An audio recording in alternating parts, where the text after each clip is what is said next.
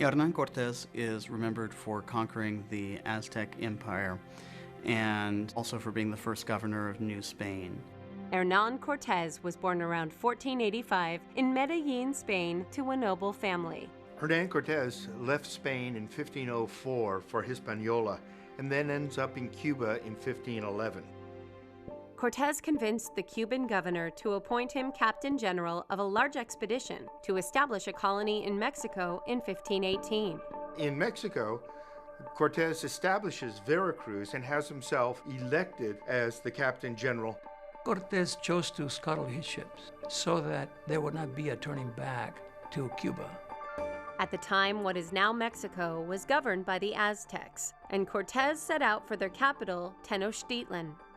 When he arrives in the capital, he meets Moctezuma, the emperor of the Aztec Empire, gives him gifts, and then promptly takes him hostage. Cortes was distracted, however, when he learned that the Cuban governor sent a force to confront him. Leaving Pedro de Alvarado in charge of Tenochtitlan while he dealt with this new threat, Cortes took the Cuban commander hostage and then convinced the troops to switch sides and join him. When Hernan Cortes returns to Tenochtitlan, he finds Tenochtitlan up in arms because Pedro de Alvarado, during his absence, massacred several priests, committed atrocities. Cortes insisted that Montezuma intervene. Montezuma faced the rioting crowds and was killed by a rock thrown by protesters. The Spanish are then driven from the city with considerable losses in what is called the Noche Triste, or sad night. And Cortes then is forced to regroup. With the help of many native allies who did not like the Aztecs, Cortes returned to Tenochtitlan in 1521, laid siege to the city, and finally conquered it. In 1523, Cortes is named the Captain General of New Spain and Governor of Mexico. Eventually, Cortes returned to exploring. He traveled through Central America and discovered California.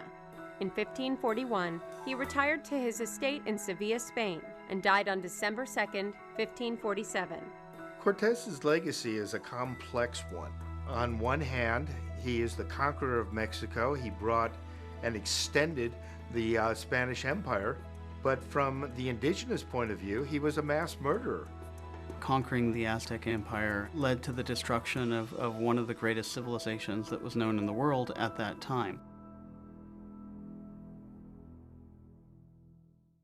Mark Twain is now thought of as America's first celebrity because he was so good at capturing the public imagination, and it became important to him to have a public image.